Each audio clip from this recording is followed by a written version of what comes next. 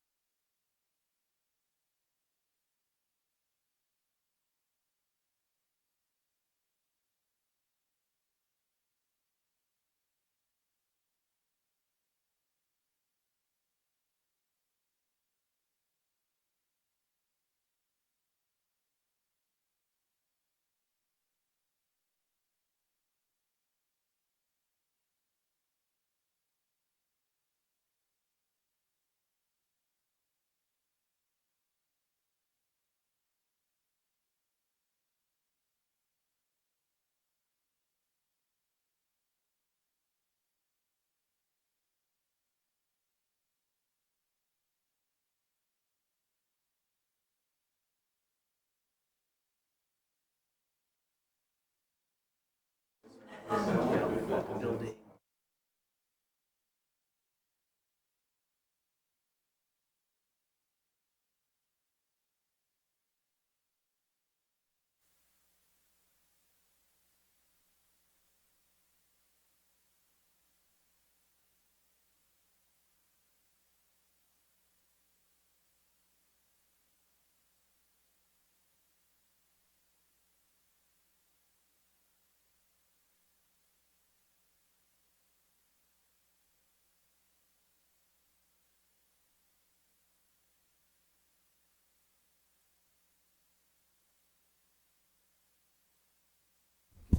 Ready to go. It's just enormous. That's amazing. So I need yours. Yes. All set? So welcome to the DRB meeting of Tuesday, September 17th, 2019. I'm Brian Sullivan. I'm the acting chair in Matt Coda's absence. This is the first time for me chairing this meeting, so you'll forgive me if I'm a little bit pedantic and read from the script. Along those lines, thank you to those in attendance and those watching online. Anyone who wishes to participate in the hearing should sign the sign-in sheet, aptly named, and provide their contact information. In order to be considered a participant, you can fill out the sign-in sheet or speak during the public comment portion of the hearing or submit comments in writing. You should do one of these things if you want to obtain party status should you decide in the future to appeal a decision by the DRB. And with that said, I will move to the agenda. The first item on the agenda, directions on emergency evacuation procedures from this room. I think most of you have been here before, but again, we tried to leave through the doors marked exit. We tried to, in case of an emergency, assemble in the southern parking lot. That would be the one facing 189. And I think that's pretty much what we got for emergency procedures. Second item is additions, deletions, or changes in order of agenda items. We do have some changes. It appears that the items that are marked 8, 9, and 10 are going to be continued. So do we have to move this or just, I would note that we're going to, for purposes of stating that they're continued on the record, we are going to move them between what is now numbered 6 and what is now numbered 7. And we'll blitz through all of those continuances quickly. Number 3, comments and questions from the public not related to the agenda. Do we have any? Hearing none, I move to number 4, announcements. Do we have any of those? Board, staff, anyone? No announcements. Okay, so item number 5, continued final plat application number SD 1921 of Rye Associates LLC to amend a previously approved plan unit development consisting of 36 single-family dwellings, 4 4-unit multifamily dwellings, and 3 commercial buildings. The amendment consists of an after-the-fact request to reduce the rear yard setback for Lot 7, containing 7 single-family dwelling units on Fall Street from 20 feet to 13 feet, this at 1075 Heinsberg Road. The applicant has failed to comply with public notice requirements. Therefore, the staff has recommended continuing the item to our October 1st meeting. Do we need to move that? Yes. Okay, do I have a motion? So moved. Second. So we have a motion and a second to continue SD 1921 to October 1st. Any discussion? No discussion. Any abstentions? No abstentions. All in favor say aye. Aye. Any saying nay? No. The motion has carried.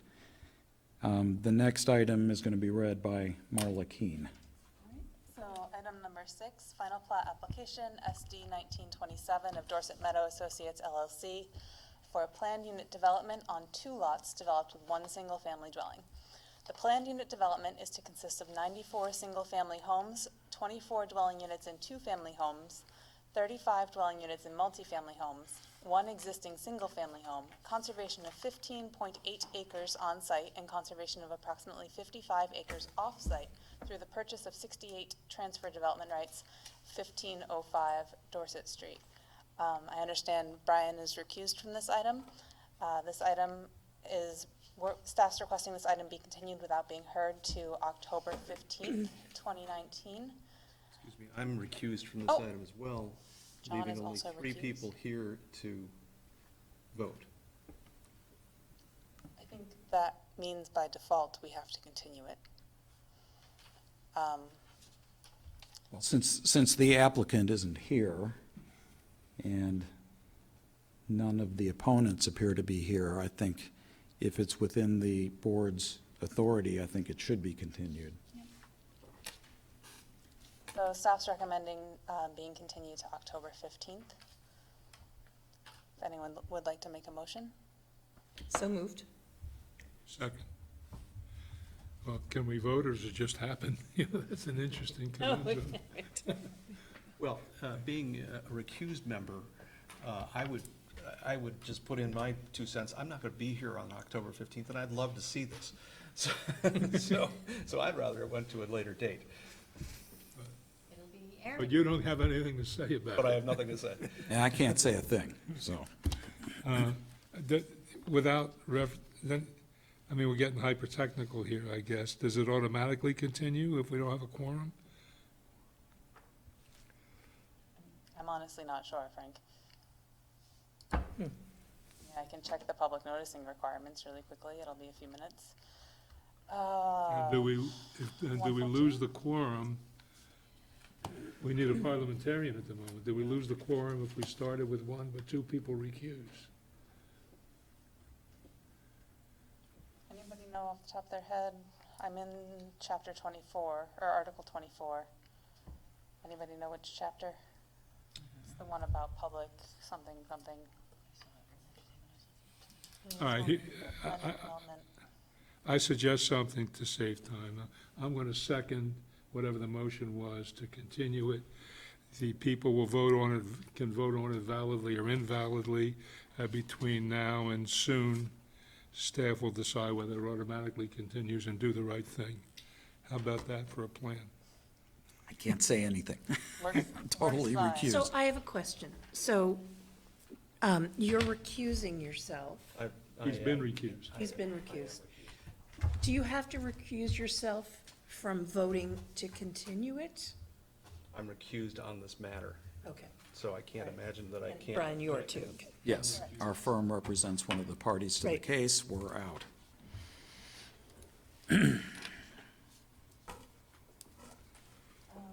Is anybody available on phone? Yeah, well, I don't know the answer. Well, the worst thing that happens if we vote is that we're wrong. Yeah, no, I think we do both. Yeah. So I'm in chapter 117 of article 24, subchapter 10, appropriate municipal panels, paragraph 4464, or subsection 4464, hearing and notice requirements, decisions and conditions, administrative review, role of advisory commission. So let me see if there's anything about continuation in this subsection. That word does not even make it into that section. No, I don't think I can find it on short order, guys. Well, then, Let's go with Frank's plan if everyone's, did you move it already? yes. You moved? So, Yes. Second? all in favor? I, No abstentions and no nays? Recused. Frank, Dawn, and Jim vote aye. Okay, thank you. Item number 7. Well, we're going to, Previously, item number 8. Back to Brian. okay, so there are going to be 3 of these together. Continued preliminary and final plat application number SD 1922 of Suncap Property Group to re-subdivide 5 lots and 1 easement into 4 lots of 6.9 acres, 43.8 acres, 6.7 acres, and 6.6 acres and eliminate the previously approved City Street Community Way for the purpose of constructing an approximately 144,000 square foot warehousing and distribution center at 635 Community Drive. That's the first. The second is continued site plan application number SP 1928 of Suncap Property Group to construct a 144,000 square foot, 34-foot high warehouse building, paved equipment storage and parking areas, and associated site improvements on a proposed 43.8 acre lot, and widen and signalize the east intersection of Community Drive and Kimball Avenue at 635 Community Drive. And the third, conditional use application number CU 1906 of Suncap Property Group to allow a fence approximately 16 feet in height for the purpose of supporting a gate for a warehouse and distribution center, 635 Community Drive. These are all, well, so the first two are continued, and the conditional use looks like it's new. Is that correct, Marla? That's correct. Okay, so I should ask, does anyone on the board need to recuse themselves from the conditional use application? No, okay. So do we need separate motions for each three items? you or we can just move all do- three together. Okay. So would someone like to move the continuance of those three items? To what date? To October 1st, which is our next hearing. I move we continue preliminary and final plan application SD 1922, continued site plan application SP 1928, and conditional use application CU 1906, all of Suncap Property Group to October 1st. Second. Moved and seconded. Any discussion? Hearing none. Oh, no, there were no recusals. Any abstentions? No abstentions. All in favor, say aye. Aye. Any opposed, say no. Motion carries.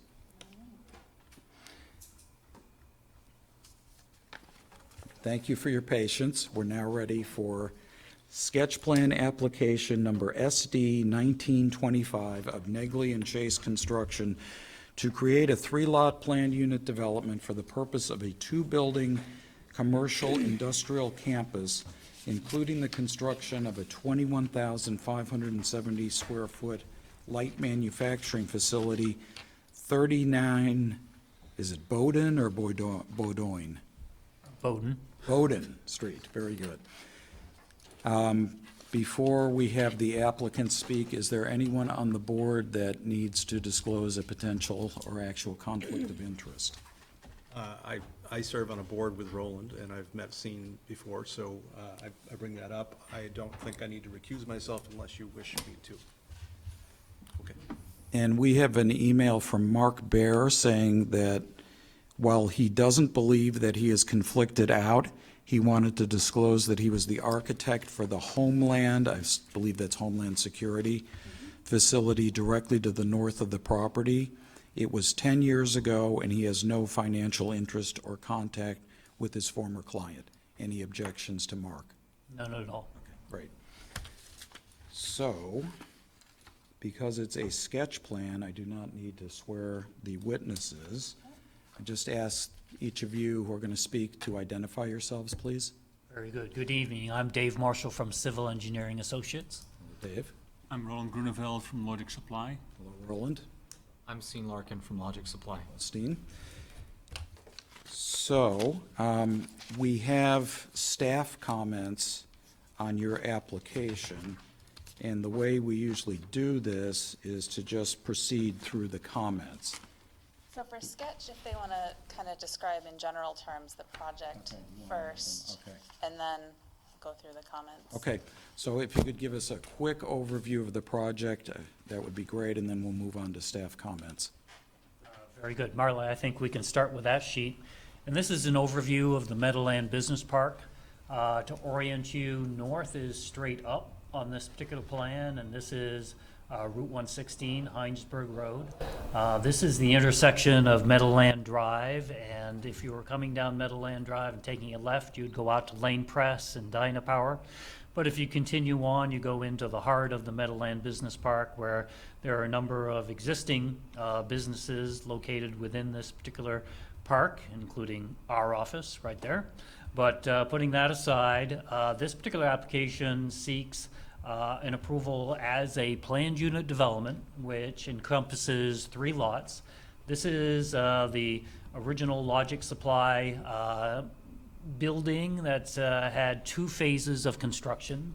And in this particular case, the application before you covers a proposed building on the eastern edge or leg of the planned unit development. And ultimately, there will be a future application for some supporting parking on this particular parcel. The representatives from Logic Supply have been working with staff on both the existing application before you as well as one in the future. We won't tease you that much more on that one without additional information. But nonetheless, with regard to this application before the board, Marla, if we can move to the next page, or Delilah. This represents the existing conditions. This represents the intersection of Bowden Street and Meadowland Drive. Meadowland Drive actually ends right at this particular point, dead-end roadway. And then there's Thompson Street, and just left off of this particular sheet is the existing Logic Supply light manufacturing facility. This is a very large stormwater pond that encumbers a number of lots. The blue represents the limits of Lot 7, and in this particular case, there was a previous approval for some placement of fill in this particular area. And the highlighted portion of the property represents the wetlands that currently encumber the property. When the Meadowland Business Park was originally approved, the wetland limits were back here. They've grown over time to actually reduce the amount of upland area within this particular lot. So next page. So in this particular case, what is proposed is a approximately 21,000 square foot facility with circulation that basically will allow for movements both for interior parking and loading and unloading, but also for fire access 360 degrees around the proposed building. You can see again the wetland, and in this particular case highlighted in the darker green is the 50-foot buffer that accompanies this particular Class 2 wetland. The remaining areas represent concepts as far as combination grass as well as landscaped areas. A final design for the landscaping obviously needs to be done. These are just conceptual infill for the moment. And that being the background, I think there is another sheet that provides a little bit closer view of the project with regard to the components that are associated with the proposal. In this particular case, you can see there's basically a loading and unloading area for large trucks. There's basically a secondary access for circulation of parking that then comes back out onto Meadowland Drive. Now may be a time to start into the staff comments, unless there are some questions from the board before we go there. Just graphically, the gray section that was at the top of that says top of stone over chambers, that grayed out area up at the top, not, yeah. I'm sorry, this that area right here? Yeah. Oh, I'm sorry, yes. What's that I represent? was going to leave that for staff comments, but nonetheless, this represents a subsurface stormwater management facility that is intended to provide both treatment and peak flow mitigation coming from the proposed impervious surfaces. You can't use the, I guess you're pretty far from the wetland. I mean, it would seem to me you have. Well, Frank, you bring up a good question. This particular Meadowland Business Park was designed when the stormwater rules were much different than they are today. And the state of Vermont, when this particular park was re-permitted, required that any new future development fully comply with the current stormwater rules. And in this particular case, The only way for us to do that is to not rely upon the existing stormwater infrastructure, but basically to take care of stormwater on each lot, based on the proposed development of each lot. I accept that, but just out of curiosity, would it in fact be feasible, and just for my information, would it be feasible and more efficient to use that great big wetland? For most people, you would think that would be the case, but unfortunately, based on the characteristics of that particular stormwater pond, it does not meet today's stormwater rules, does not have the capacity to be modified to meet the rules, and as such, we're required to basically manage stormwater on property. Well, and there's a difference between the wetland and the existing storm pond. I'm sorry? There's a Marla? difference between the wetland, which is shown in brown, and then on the more zoomed out plan, there's a storm pond Right. that's shown in blue. So I think what you're responding to is using the existing blue storm pond, and what Frank is asking is about using the wetland Oh, itself.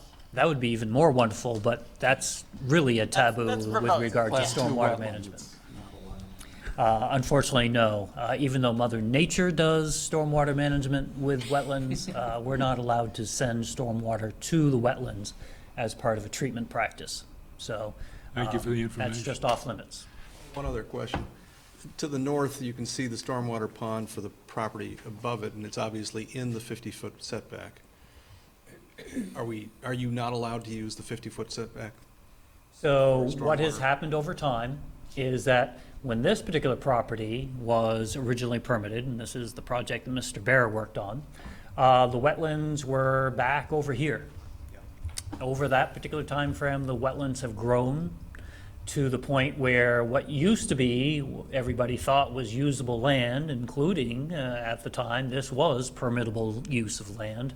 The buffer wasn't there. The buffer was further back.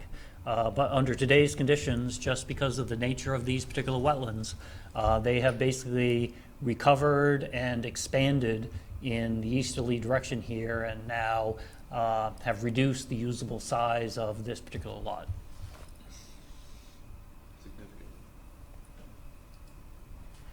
I'm sorry to beat it to death, but it's a short agenda, so if you would continue my education just a little bit. With that, I keep looking at that enormous wetland, and what is the rationale behind the prohibition? Do you understand it? I think it's generally been, Is there a scientific rationale that? Sure, well, it's so, basically any, Marla, you might be able to jump in anytime, but So- my understanding is basically any use that can be accomplished outside of a wetland needs to be handled in that particular way. and wetland treatment, while, as Dave said, it provides some stormwater management, in terms of both attenuation and filtration, it's less effective than other methods of stormwater treatment, such as full infiltration into dry soils. The same reason you can't build a septic in the water table, you can't infiltrating your septic into the water table cleans it less before it enters the water table. Infiltrating your stormwater into the wetland cleans it less than if you infiltrate it into dry soil. Thank you. That's all. There you go. Thank you, Marla. Anything else? Okay, I think we're ready to move to staff comments. So, Dave, if you want to start with comment number 1 on page 3 in red. So in this comment, the applicant is requesting consideration as a PUD. The comment isn't meant to be damning in any way, just a reminder that the applicant is not obligated to grant relief from dimensional standards. So in order to be eligible for relief from the dimensional standards that the applicant is requesting, they should comply with the purpose of PUDs to encourage innovation in design and layout, efficient use of land, and the viability of infill development and redevelopment. The staff comment was to discuss how that is done. And the blue text there sort of provides an excerpt from Dave's cover letter on how they did that. So I don't know if you want to talk about it a little bit more. Yes, if we can go to the benefit of the last plan sheet. It'll help us describe a little bit of what this particular layout requests of the board and that pulled out enough? talk a little bit about the reasons for that.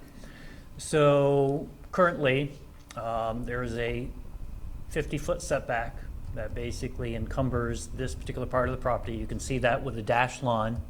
And in this particular case, the applicant's requesting a waiver that would allow the building to be closer to the street.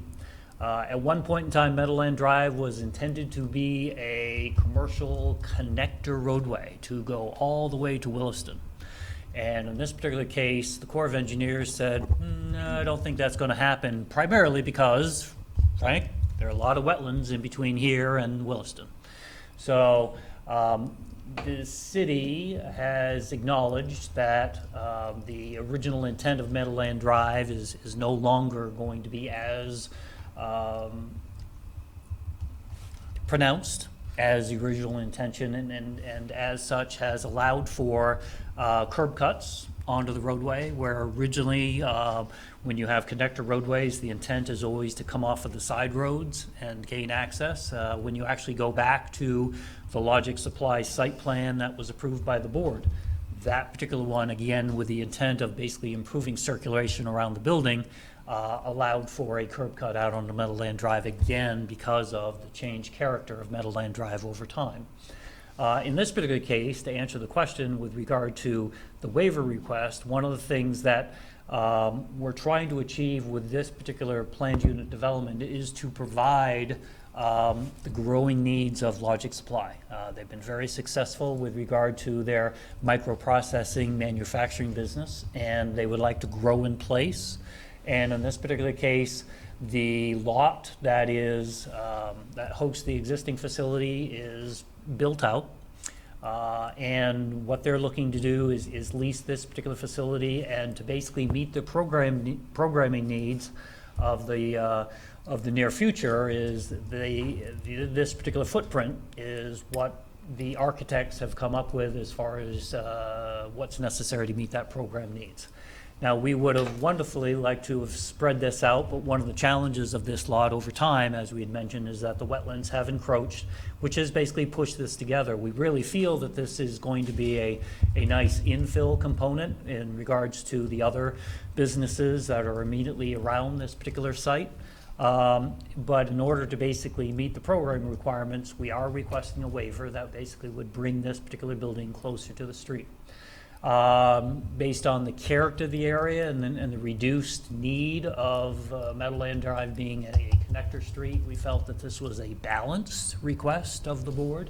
But we are obviously at the whim of the board with regard to their particular desires with regard to the overall requests or needs of Logic Supply and the intent of the industrial open space district.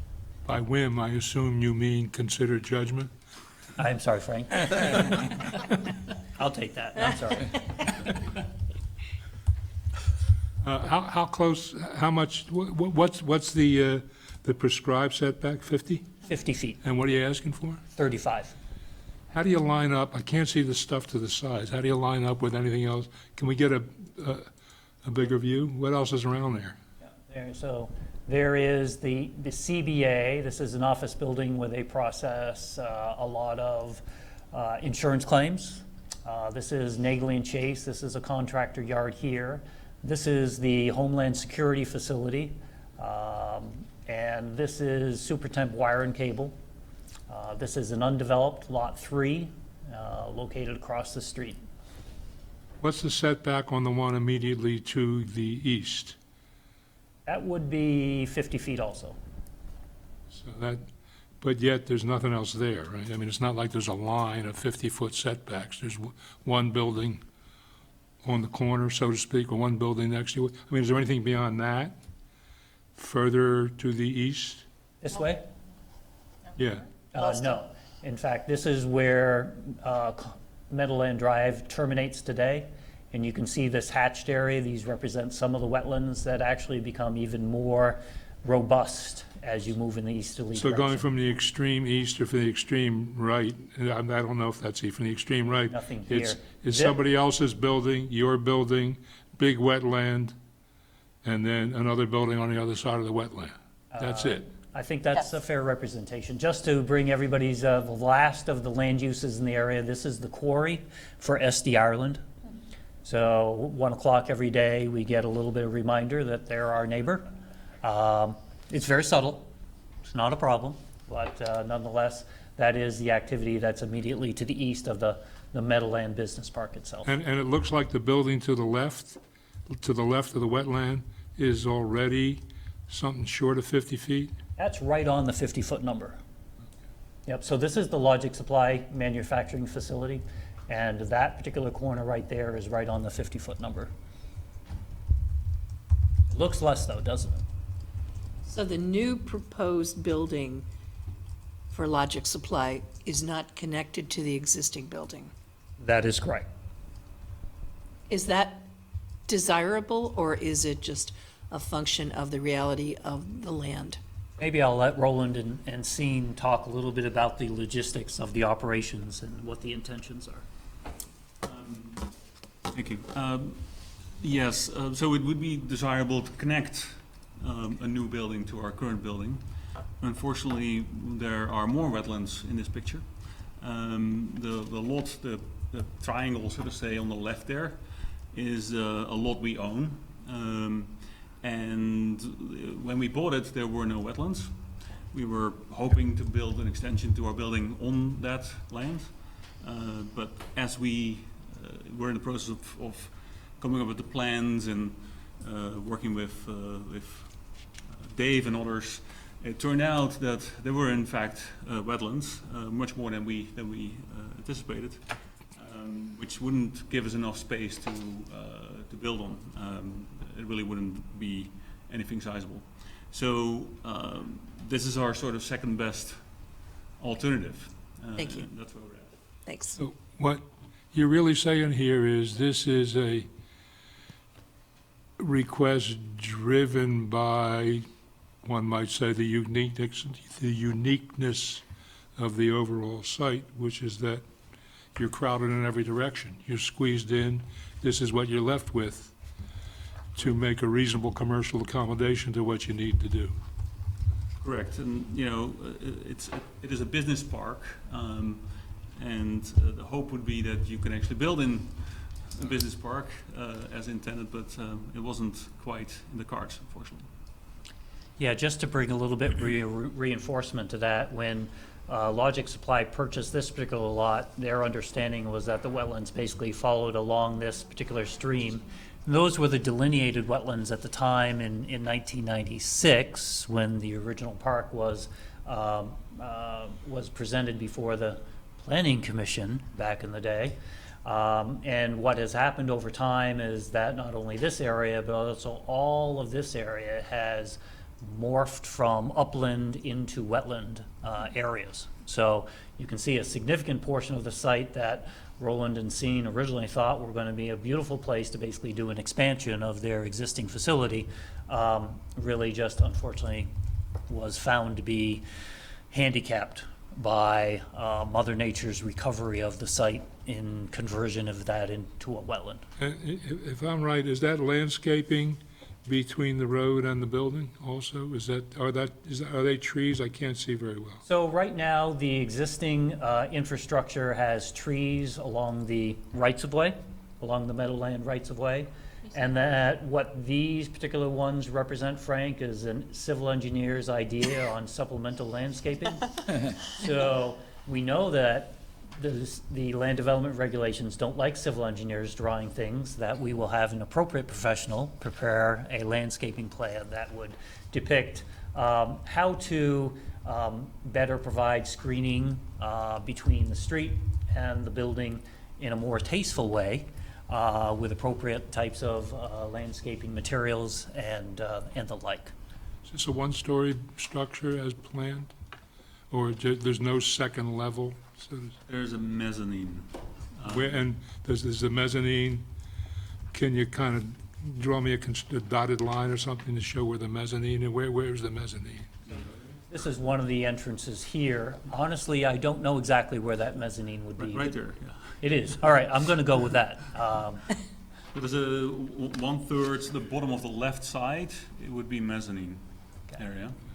And that's just basically overflow storage area. The building function is production and warehouse. We currently have production and warehouse in our current building and a lot of office space. We're moving production and warehouse to this location. We need to expand that piece. So what's the interior height of the building? I don't know the exact number, but I think it is, the intent is to go for the maximum height that we can. So 35 feet, is it 35 That's feet 35 there? feet, yeah. And that's because the warehouse, we have forklifts that need to go up and down. And you need the height, is that right, to operate? All right, so I don't know about anybody else, feels to me like this is a reasonably innovative adaptation to unique circumstances. I don't know. Let me just, on that point, let me just read Mark Baer's comments. Okay. He says that he likes the infill development of the expansion of a successful South Burlington business entity. He agrees with staff comments about the setback waiver request and does not have an issue with it. That said, the facility is meant to be a satellite building to the main building, which we discussed, which while industrial and commercial in design and appearance is a nicely designed building.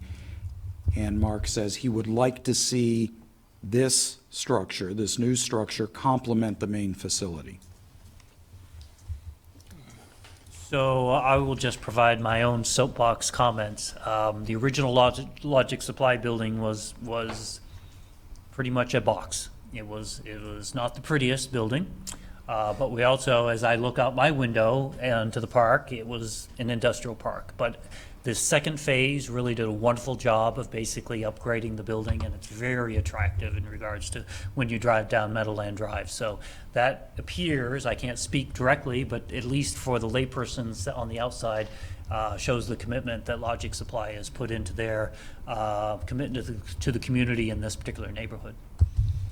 So if you could snap your fingers and have this approved and built, done, would the new structure become your main building? I'm sorry, what? Would the new structure become your main building, or would you still refer to the smaller original structure as the main building? I would say that the original building is about the same size, actually, in total Okay. footprint. The intent is for the original building to largely remain office space. Some of the production space we currently have would be converted into office space. It's already effectively ready for that. And we'll probably keep initially some of the current warehouse space as warehouse overflow, but in the future we may want to use it as office space as well. So the primary use is to sort of, unfortunately we have to sort of split up the building. That is not the most desirable approach, but that is kind of the best approach. So my understanding is that the existing main building would basically become the engineering and administration component of the business, and then production and storage and distribution would be handled out of the easterly building. Correct. Anything else on the overview from board members? It looks like the other buildings are using the 50-foot setback, and correct me if I'm wrong, for stormwater retention. Is that right? That's correct. I assume you're doing what you're planning to do with this underground retention is a much more expensive method to do this than on the surface. So that's one of the staff comments with regard to the type of stormwater management It's facility actually the that's next depicted on this comment, so particular maybe plan. we could All right. segue right into that. You want to use it as a segue? Let's do that. Okay. So Marla has brought out the requirements of the state stormwater rules with regard to the type of facilities that an applicant is required to step through to ultimately provide an application to the state for approval. And there's basically three different tiers of stormwater management facilities. There's the ideal, the tier 1 facilities, and then there's tier 2, which is kind of the middle ground. In this particular case, tier 2 are primarily what we call gravel wetlands or bioretention facilities. And then the third practice is a number of other techniques that aren't as ideal, but depending on what the site constraints are acceptable practices for the state. So in this particular case, because of the proposed development density on the site, the ability to basically provide the tier 2, the gravel wetland or the bioretention facility in a size that is meets the requirements of the stormwater rules, there's just not enough area to do that. So that's why we're looking at going with the tier 3 practice. This is the type of thing, though, that ultimately we also need to convince the state of Vermont on. So it's, that being the background, we have our homework to do, and that's the type of thing that I think we need to report back to the board as far as, again, the findings of the state as it relates to this proposed tier 3 practice as far as stormwater management on the property. To get back to my question, you've got a fair amount of room if you come all the way around the corner on this to be able to put There a you go. Right. long swale, open type of retention. So one of the challenges is topography, where Okay. these particular areas actually represent the high point of the property, So you'd have and to everything flows downhill in this particular direction. So the ability for us to basically get these particular drops of water back to the uphill section just without pumps is a challenge. I haven't figured out how to do that yet. So that being that's one of the physical challenges of trying to utilize this particular area. Nothing says that we couldn't take some of the roof runoff and basically run it through a system, but the roof runoff usually doesn't need the treatment as much as the pavement surfaces. So that's why we tried to present the building as being the communication with the street, and tried to put the back of the house work in the back of the house as far as both the parking as well as the loading area. So that's why these lower elevation areas are ultimately being tied back into a subsurface facility.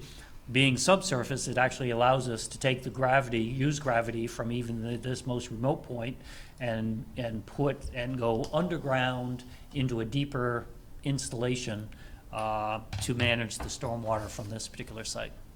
I don't think the city has any, staff has any opposition to an underground treatment facility. Our point was that if the state could potentially tell you no, it's going to require a major redesign. And so the idea was,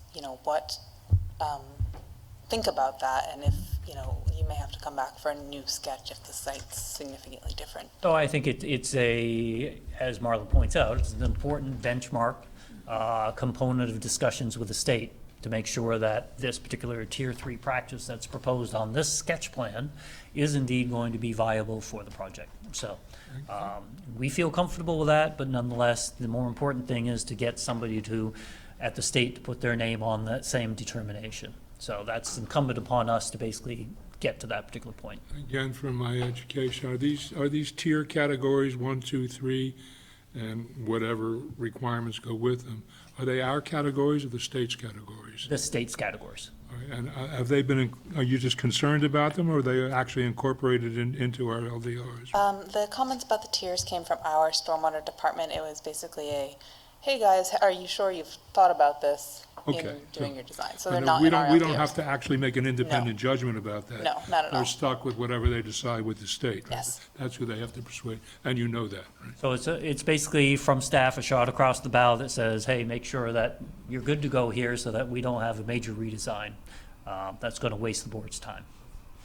Dave, correct me if I'm wrong, but I think we've had properties in other states, my management company has, that had underground filtration practices that were not simple, that were tanked and cleaned and so forth.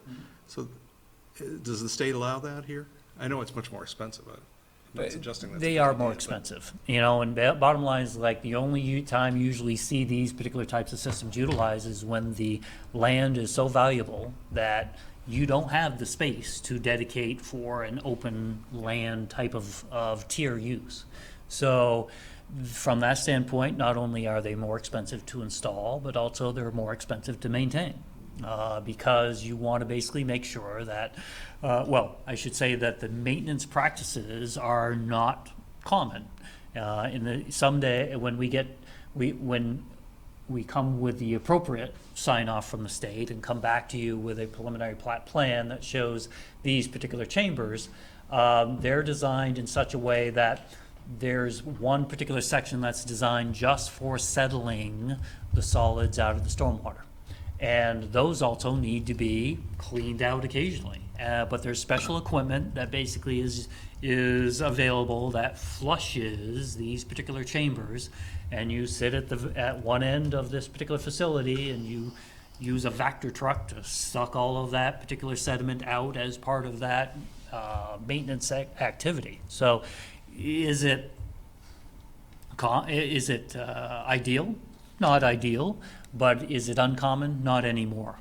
Even the city of Burlington has these particular types of attachments because the city of Burlington has these particular facilities that the city owns and maintains.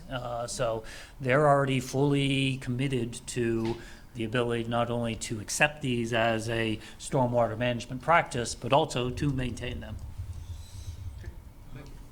How big is something, when you talk about stormwater management, I guess we're looking at the parking lots, but also, what kind of, do you have a roof design in mind? What are you gonna do about the roof? What kind of- All the peak flows from the roof, this particular facility needs to demonstrate that not only is treatment of the parking lot being achieved, but also that the peak flows from this entire new impervious area is being held and controlled and released in a controlled way so that when it reaches the undeveloped area, that it's going to be no different than what comes off the property today in the undeveloped character. So that's why this is large, is to basically deal with all of the runoff here, to basically collect it, hold it in a manner that basically then allows it to discharge in a controlled way, so that the peak flows coming out of this particular area are no increase worse over- than what they are under pre-existing conditions. Anything else on stormwater? Let's move on to the next comment, which is about the retaining wall. So, site plan. So right now, the project site has proposed retaining wall that not only along the north boundary, but also along the west boundary.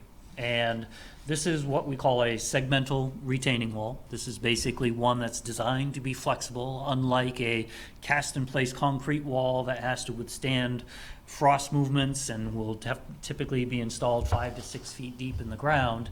These particular walls are designed to only be excavated and placed maybe a foot or a foot and a half below the ground surface. And your regulations require that along property lines that they be located at least 5 feet away. That's what this particular plan will provide. And then along the western limit, we're not allowed to disturb anything within the buffer, whether it be through the city's rules or through the state of Vermont's wetland rules, unless we go and get a permit from them.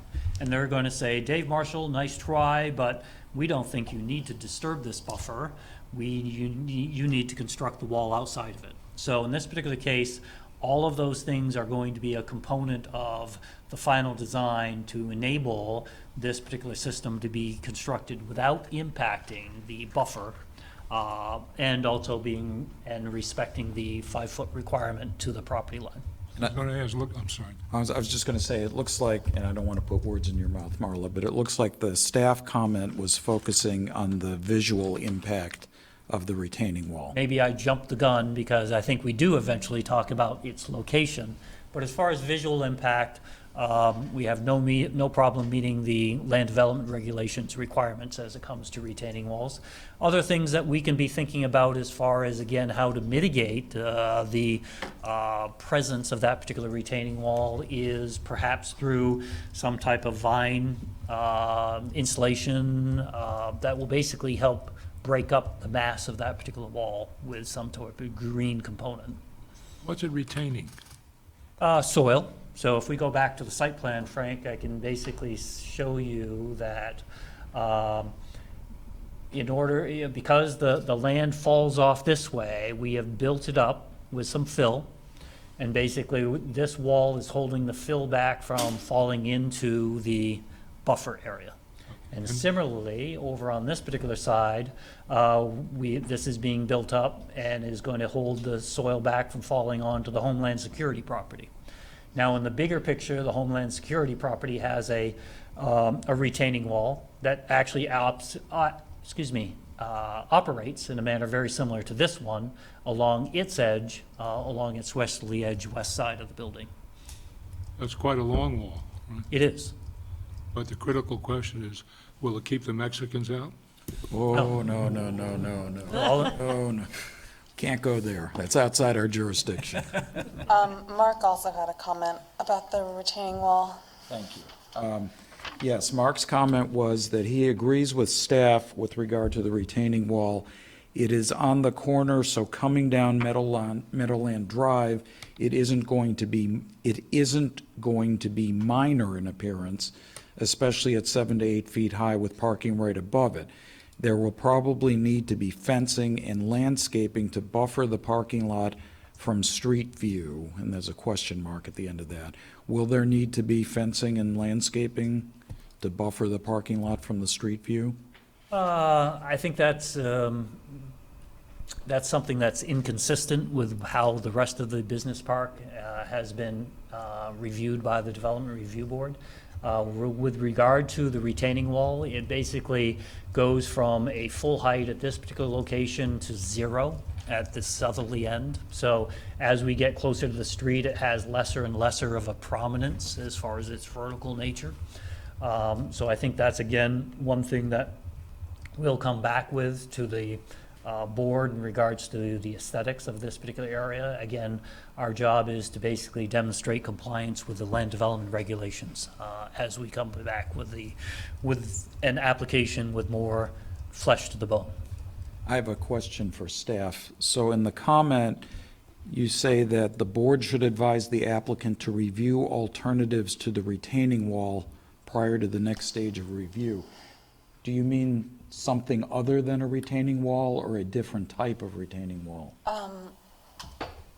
It was challenging to phrase diplomatically, and I'm not known for my tact, so I might just go ahead and Just say lay it out there, Marla. retaining walls are really expensive. And if you find that the retaining wall isn't going to work, it'd be good to think about that sooner rather than later. Retaining walls are expensive, but at the same time, they also create land that otherwise would not be available if you needed to simply create a slope from the plateau of use down to the existing conditions. It's a balancing act with regard to creating value versus the cost of creating value. And in this particular case, in order to basically allow for the program of Logic Supply to come to fruition here, that is a necessary evil of what's necessary to make the site work. Concrete, I assume. It would be more than likely a precast concrete product, which come in a lot of different types of shape, sizes, colors.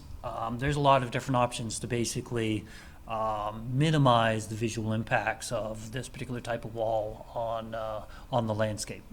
Are you allowed to plant a ground cover that would creep across a retaining wall, a vine, a whatever, when you're that close to a wetland? As far as any type of vine system creating an impact on the structural integrity of the system, there's no issues there. Okay. With regard to the ability to plant in the wetland buffer, we have had permission from the state to do that in the past, and we're going to basically vet that one also. Again, I would think that somehow you can probably soften this. right, no, I think there's a lot of different ways to skin the cat, as they say. On the visual impact of the wall, and I may be mixing and matching here, you'll correct me if I am. I've run into, I'm not sure if we're talking about the same stuff, but I dealt with a an elevated road that had a, quote, what we called a retaining wall, and we had a big argument over whether it was going to be waste block, which is what the developer wanted, so-called waste block, or architectural block. Right. Are we talking about the same kind of stuff here? We're talking about architectural block, not waste block. Not waste block? That is correct. And will you designate that when you come with a more complete plan, when we see that? Absolutely. Okay. Yep. Anything else on the retaining wall?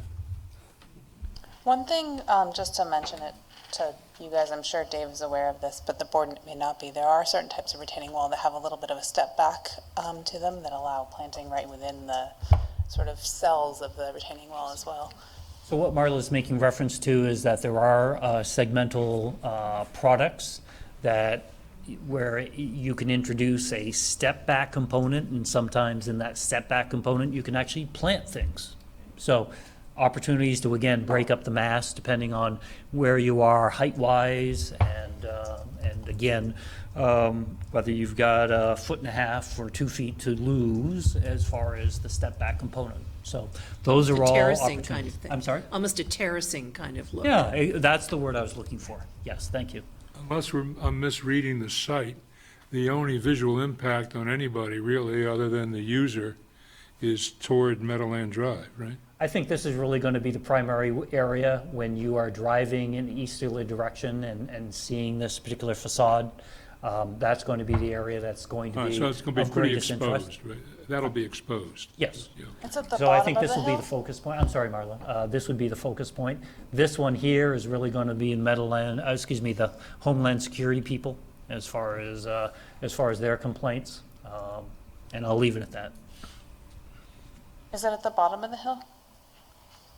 Or sort of lower than all the things to the west? I'm sorry, Marla, I couldn't hear you. Is it at the bottom of the hill, like lower than all the things west of it? So this is the topography as you come down the hill. Yep. And it kind of flattens out in this particular location as you get into the valley. And then you come slightly back up the hill to, as you, I'll call it, come back up the hill. It's not a hill, it's very modest as far as the slope. But nonetheless, because there are no buildings here, this is basically, the potential view line that is going to just catch somebody's eye as you basically come through this particular area within the industrial park. I think you've covered it well, and the last words you used were industrial park. And I think that, I don't have a problem with this. Next comment is really just a reminder from the fire department about hydrant spacing. Do you have any response to that? Number 4. Yes, the fire department will come back with the turning movements to identify how their particular equipment can move Oh, I'm throughout the sorry. property. Number 4 was the hydrant spacing. Number 5 was the turning movements. Yeah, I got them backwards again, getting okay. ahead of myself. That's But as okay. far as the fire hydrants, this is specifically a request or a requirement. Anytime you have a sprinkler system, there's going to be a place on the building that's called a fire department connection. That allows the fire department to basically add water to this particular sprinkler system. And you need to have a hydrant within 100 feet of that particular connection point. So based on where you are in the city, sometimes there's a hydrant conveniently nearby that can basically meet that particular requirement, and sometimes they're not. So wherever this particular fire department connection ends up, we will have to demonstrate to the fire department that there is a hydrant, whether it be an existing one or a new one, within 100 feet of that. And the only practical way to be within 100 feet of hydrant is to have it on the same side of the street. So we're all headed in the same direction on that. I think the chief likes it not only on the same side of the street, but he likes it on the same side of the parking lot.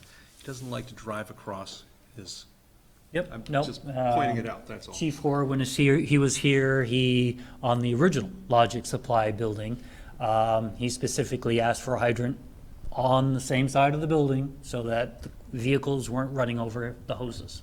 So that's the intent.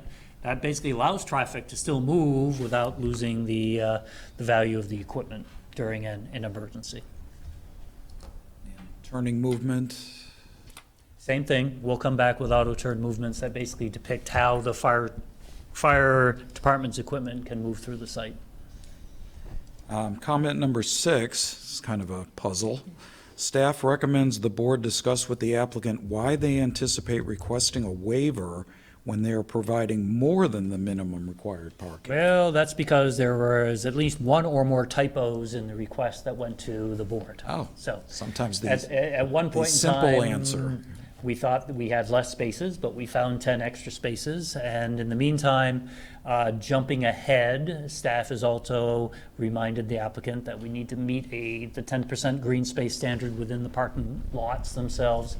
And I think by the time we've done all that, we're going to basically be much closer to the required number of parking spaces for this particular. So you may not need a waiver at all. I don't think it's going to be a waiver request in the end. That's right. So let's just retract that for today. Okay. Just while we're on that subject, is there street parking allowed? I'm sorry? Is street parking allowed on both Bowdoin It and? is. And Roland, I don't know if you want to talk a little bit about that. I know that if we go back to the big picture of the Meadowland Business Park, Oh, the one that shows the overall? let's go back one more. There you go. So, there have been times when on-street parking was required. The Logic Supply Administration has tried to work with employees to make sure they don't park in locations that create safety issues as far as sight lines for people leaving or accessing the site. And again, being on a corner, it's even more critical and as far as those particular sight lines. So what they're trying to do is manage parking on their own property as much as possible, but there is obviously the opportunity for on-street parking in this area. It is a 32-foot wide roadway. Again, the original intent was it was going to be a commercial connector roadway.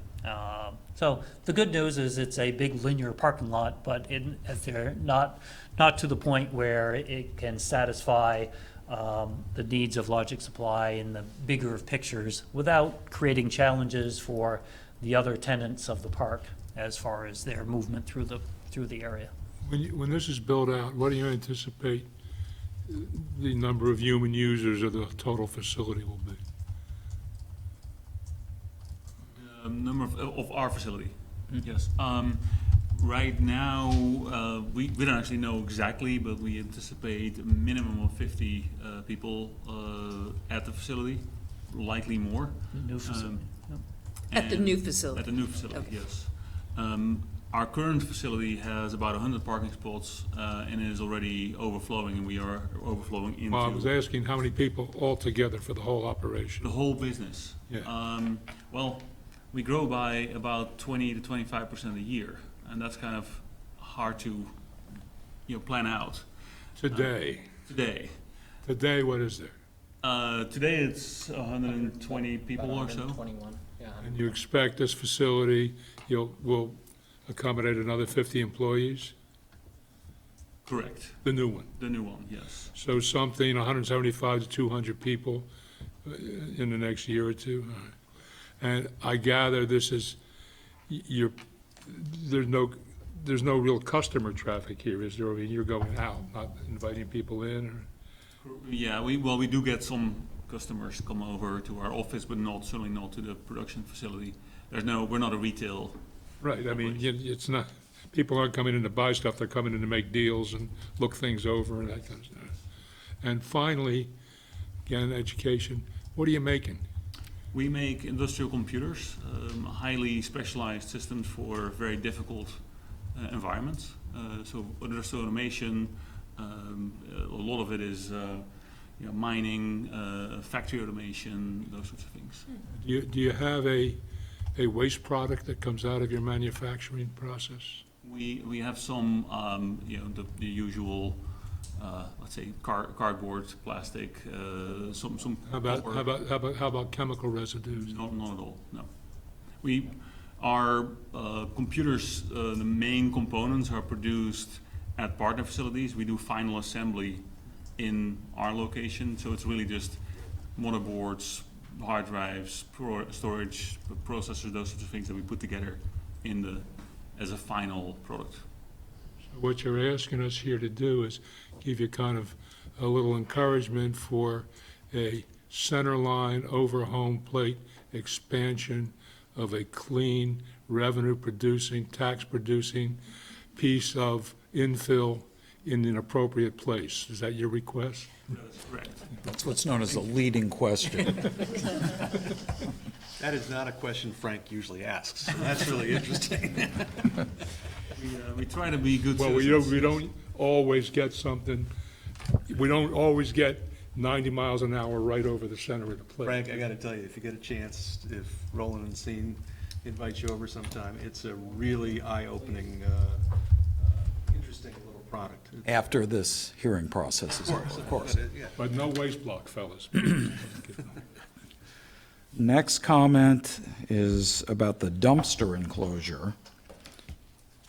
Absolutely. So we concur 100% that it's not ideal. In fact, every one of our engineering plans, we try to design a location that allows the truck to simply just drive up, pick up, and drop the dumpster enclosures back on the ground. This particular one basically is going to require that a driver come out and pull these particular bins out to a place where the truck can then pick them up. It's not uncommon, but if I'm a truck driver, I don't like it. But nonetheless, it is something that does happen. And it happens especially in a lot of urban areas where you just don't have the ideal situation where you can drive up. But, you know, if we could basically create a driveway where they could come around and simply just come open up and pick this up and dump it in the top of the truck, that's exactly what we do. But as far as the program here, it just hasn't laid itself out the way we had hoped. And this is an unfortunate byproduct of just that particular aspect. So sometimes you pay a little bit extra to have the driver get out of the truck and basically move these particular rigs around, but it happens. Dave, I would argue that it's happening more and more. We've moved a bunch of our things from 6-yard and 8-yard down to 4-yard rollers because there's so many different types of recycling and now Exactly. you've got composting coming and you want to use the same space and it's happening everywhere. Yep, so I mean, that's the other nice thing about the recycling requirements is that our volumes haven't changed, we've just now segregated them into smaller piles. So to John's point is that the containers have gotten smaller and also more manageable as far as moving. Anything more on comment 7? Okay, comment 8 has to do with landscaping, and staff notes that it appears as though it may not meet the minimum required landscaping depending on the cost of the building. And we should discuss with the applicant how the applicant proposes to provide the minimum landscaping budget while still accommodating stormwater conveyance. Can you address that, please? I don't think I don't know if it's an answer that really is an issue right now. I mean, right now, as far as stormwater conveyance, we've basically shown a grass-lined swale running through this particular part of the property. So a much more intensive landscaping plan, I don't think is going to be an issue as far as the ability for those drops of water to basically migrate their way around the structure. I think what we do need to do is take a look at the parking requirements more specifically as far as how to basically meet the standard of 1 tree for every 5 parking spaces. So those are all going to be components of basically moving forward as far as demonstrating compliance. So we meet at least the screening component for parking, and then we'll take a look at how the value of that particular landscaping program complies with land development regulations, which in turn is again a byproduct of the cost of the building. So, you know, many times if you really wanted to, you know, for example, if a site is totally built out, you simply just put in larger trees and you can get to the value that way. So there's different ways of basically complying with the land development regulations, but more specifically, once the character of the building has been vetted, what we want to do is have a professional create a landscaping plan that basically augments the features rather than simply trying to hide them. So those are all the goals. I'm not going to try to pretend to know all the answers, because again, I'm just one of those dumb civil engineers and I don't know landscaping. But that being the background, we will have a professional that it basically is involved in coming up with a program that complies with the rules. Can you plant in the buffer, in the wetland buffer? So that was one of my brief comments earlier, is that in the past, the State Wetlands Office has allowed for tree planting in the buffers. But administrations and policies change over time, and I haven't asked that question lately. So that'll be one of the first ones I'll be asking when we talk about how to create screening and breaking up the mass of the retaining wall along this particular edge. So those are all part of the equation moving forward. We can farm it, so we should be able to put a plant in it. Mother Nature does plants in it, so Plant corn. we'll see. So Mark Bear says, in regard to landscaping, I think some additional landscaping needs to be worked into the site to create more of a visual separation / buffer between the parking lot and views coming down Meadowland Drive, which I think you touched on before. Right. Yep, no, I think those are all good comments. Maybe to covered- add one thing, we are very committed to making it a very nice layout and a nice site. Just like our current building, we feel it's very important to make the place look professional and highly appealing. So landscaping goes with that as well. I guess I have one more question, because I was taken aback. If you're growing at 25% a year and that continues, how long will this facility suffice? You're doing the math. We don't quite know, and it's hard to This see. other piece that we haven't been talking about, that looks like it's not really developable,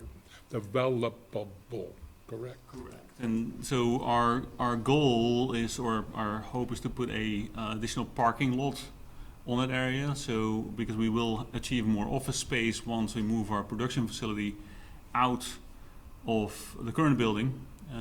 We can add more office space for engineers, salespeople, and those sorts of things. That should give us another good amount of, hopefully 80 more parking spots or something like that.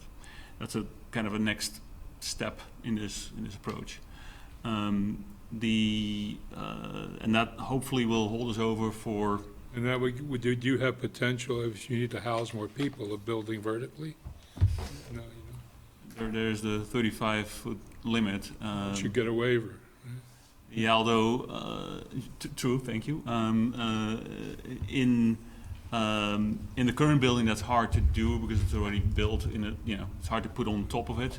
I don't want to take everybody's time with it, but that's not what you're here about tonight, right?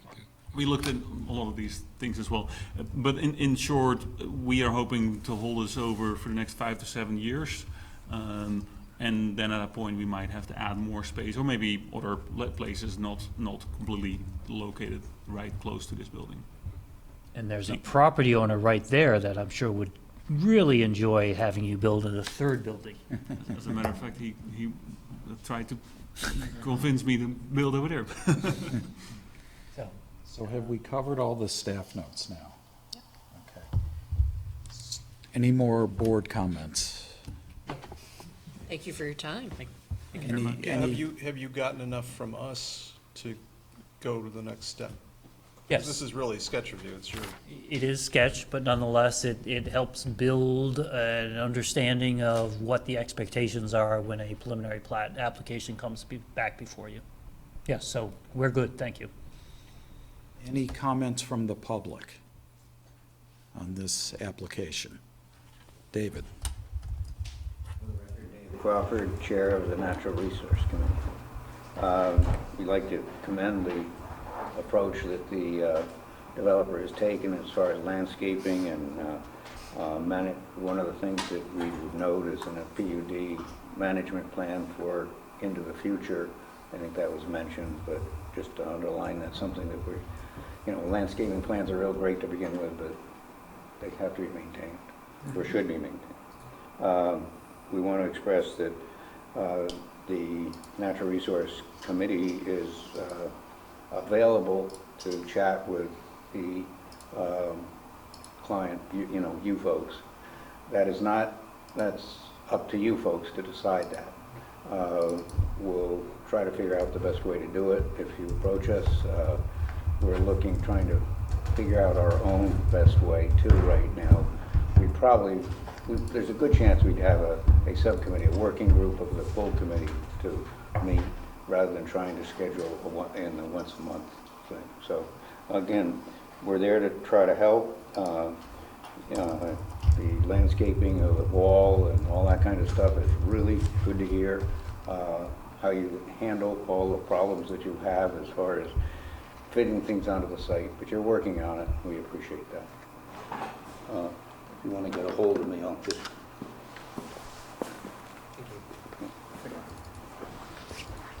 Thank you, Thank Dave. you. Any other public comment? Hearing none, so this is sketch plan. I assume we do not need a motion to close. That's not Correct. how we do things here. Do we need a motion to conclude, or do we just say Conclude, no motion. it's concluded? So the sketch plan review on application number SD 1925 is concluded. Thank you, gentlemen, for your time. Thank you for your time. I guess, good luck with this date. It sounds ominous. So the next item in the agenda was going to be the minutes, but we don't have the minutes. So I think we move to other business, and we do have a substantive item on other business, which is that the board is considering a motion to reopen application number SD 1924. Snyder Braverman Development Company, Thank you, Marlo. LLC. So I would entertain a motion to that effect. Boom. Right, did it. You want a second, Frank? I think John I'll just second. beat you by a hair. Any discussion? Abstentions? Okay, all in favor of the motion? Aye. Aye. Aye. I should have done that in the earlier ones. Any opposed? Okay, motion carries. And I believe that's all we got. Well, I would like to thank you and Frank for your work with the city council this week. I don't know where that'll come out, but I appreciate your efforts and all the emails I'm seeing flying about that. And that was on the news. Did you And see? it was on the news, and it was, On CX? Yes. What'd they say? They were just interviewing him. I don't frankly remember what he said, but he seemed to do a fine job. Oh, you got interviewed? No, Matt. Oh, Matt got interviewed. Okay.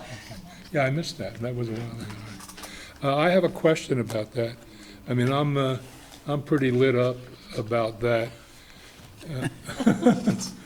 And I think our position is, as things stand now, is not going to carry. They decided to defer for 2 weeks in a way that is just kicking the can down the road for a couple of weeks till things cool off. And they, quote, they want to improve the, quote, wording. And I wrote back to one of the council members and said, well, you know, this is, you're writing the law. Wording usually has something to do with substance. Can you give us a hint? Maybe the idea was maybe we could help. I said, for example, are you suggesting, and he said, well, you know, we want to have a little room. Right now, it's complete silence from the board. We want to have the room for the board to make some recommendations. I wrote back again and said, you mean with some, I'm paraphrasing, with some authority? Or, no, I don't necessarily, something a little stronger than a recommendation? No, nothing stronger, just better wording. That's the best I can do. So that was where it was left. In 2 weeks, they may or may not come back with some decoration on what they're planning to do, but I don't see the prospect of our point of view prevailing being very high. I intend to continue making a fuss. Do you want me to be careful to make it only in my own name, or, I mean, in some sense of the board, you ready to quit? I think the board was determined that it would not be the board that was making the recommendations, but that individuals did. It happened to be all of us, I think. I have no problem with you. I love your writing, so you're welcome to use me as a continue. At least please continue to copy me. I'm impressed with what I saw. Yeah. I mean, I think each of us may have, different reasons for having supported the coming to the same conclusion on it, and so, I mean. I'm trying to stay away from substance. In other words, that letter was written from the standpoint of, essentially, it's a procedural letter. Procedure, oh, yeah. And that's where I'm trying to stay. And I'm definitely not trying to speak, because I know, for example, John and I actually, when you get down the road, on some substantive things, are going to differ about parking. We already know that. So I'm staying away from that. All right. I think Dave has something to add.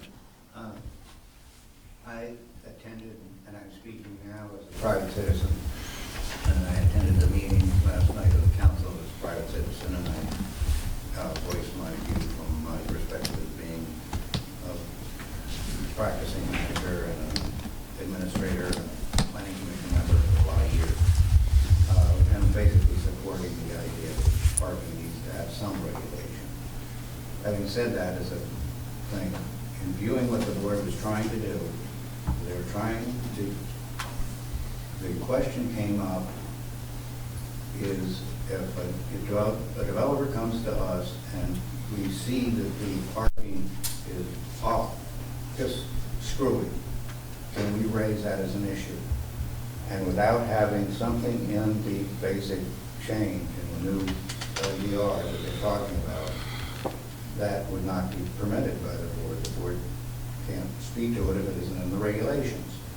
So they basically said, take time, and hopefully the Development Review Board can communicate with the Planning Commission, and they can come up with some language which will allow the Development Review Board to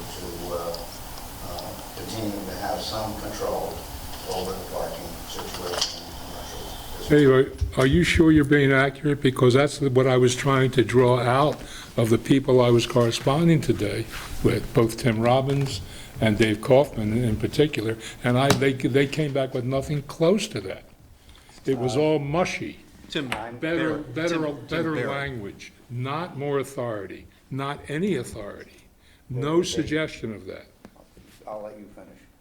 I'll fin- I'm trying to I'm- learn something that I've adopted in the last couple of years. Listen with the same passion you want to be heard. So I'm sorry to try to interrupt you. The point that they is very different among, as I perceive, listening to some of the Planning Commission members. They had made their decision. They had submitted to the council. They were standing by that. The council, however, is split 2 to 3, depending on which moment in time you were talking about. They worked very hard, but finally came up with, we were going to hold off. So what you're talking with is to have language to the council. Now, whether the Planning Commission can happen to agree with that, that's up to however the contact is made. Somebody needs to take the lead and say, this is an opportunity to still have what you folks as individuals, and that was an important distinction, as individuals, and somebody steps forward and says, I'll help draft it, whatever, and makes that overture or drafts language, and you get 6 or 7 different But your versions point, of that. your point, Dave, is that DRB should be communicating with Planning Commission. They asked Not- me, not- they asked that that happen, but really who has to make the decision is if the Planning Commission doesn't choose to move in their position, which is entirely possible. I can see where Frank's coming from listening to some of the members. That may not be. That doesn't exclude you folks or individuals on this board or other members of the public saying, this is what the draft could look like. This is what the statement could be that would give the board limited, that is the DRB, limited authority to regulate, so the DRB would not be caught in this trap of not being able to do anything. Now, maybe the regulation is only that the amount of requirement is much less than what is now being talked about, or, you know, whatever's in the regulation right now as far as amount of parking. It's much less, but if it's something that says you still have the ability to regulate, that's what the search was from some of the council. Now, they were split, 3-2. That's the way that it's an important issue. I encourage somebody to step forward and start working on some language, making overtures to the Planning Commission. If they don't want to talk, then it can be one member of the Planning Commission and one member of this board or one member of the public, and that's it. Coming forward and saying, here's some language to the Planning Commission. Or it can be several people saying, here's some language, you could do what you're trying to do. But they need something to work on, something to say, yes, that looks like a realistic, I'm saying they being the council. There is hope, but it's got to be, I would hope it would be collaboration with the Planning Commission myself, but if it's not going to be that way, then I would say it's a real tragedy from my personal citizens' comment to not have some control over parking. And that's what you folks have been saying. And just to say it's lost, it's not lost. I've been thinking about what that might, I'm sorry, Dave. No, go ahead. Thinking about what that might be. There is one ready, frankly, I'm, from just an energy standpoint on this thing, getting a little worn out. And I don't want to reinvent the wheel for futile purposes, but the one thing that would be fairly easy to replicate is, I did look up, when they put forth Buffalo as an example, I found out that if, there's a section of the Buffalo zoning ordinance that requires substantial developments, I forget how that's defined, to produce, I think it's called a traffic management plan, that would address things such as parking, all those site-related things that we are typically concerned with and that our regulations address. And you have to get approval from the review body of your traffic management plan, which includes parking. Now there is already written language that I could lift and try to, how do people feel about that kind of approach as opposed to trying to argue for, retaining the minimums? I think a much simpler approach is, right now we have the opportunity to allow up to 25% credit off of parking. That could be 100%. They won't do it. It would give the, I hear you, but that would make the most sense. When a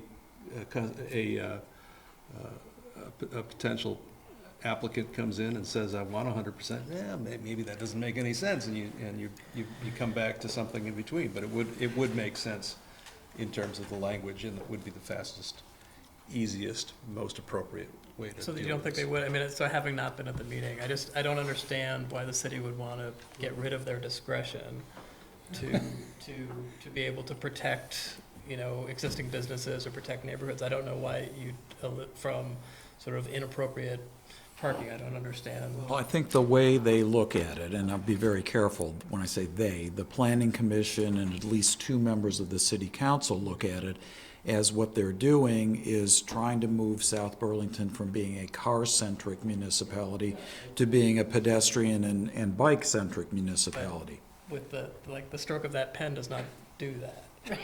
These arguments were made. Yeah, okay, all right. Okay. I don't want to, They don't, what I could pick up, all I could pick up is they just simply don't want us to retain discretion. They want the power somewhere else to make those determinations. Now, that might be an overread, I don't know. No, I think what they were saying is that they want the developer to be able to determine that. They, somewhat surprisingly, given the assumed political bent of some of these folks, they're saying that the market should determine this, which, if you think about it, John's laughing, it's a little bit odd. Well, I mean, we've had enough things in front of us of late that had parking on the street currently, that you have to say to yourself, you know, what is appropriate, and will all developers be respectful of their neighbors and the needs? And we all know that there is no generic developer. We can hypothesize the ideal developer, and some of the guys who come in are exactly that. Yeah.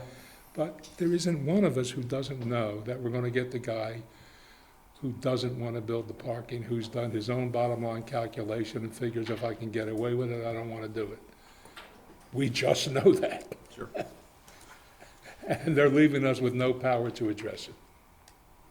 I know this isn't my conversation, but Sure it is. making these recommendations or suggestions to council, I would encourage members to think about the implication on the process. One of the things I love about South Burlington is we have a great reputation as a town to do business in. For what? As a town to do business in, you know, we're relatively nimble. Adding process detracts from that. So just think about the impact on duration of getting a permit, complication of getting a permit, the amount of money you have to spend to get a permit, on any recommendations you might make. Right, that's why my suggestion was basically, don't change anything except for the ability to go from 25% to 100%. That would not change anything except for somebody's ability to walk in and say, the perfect example was the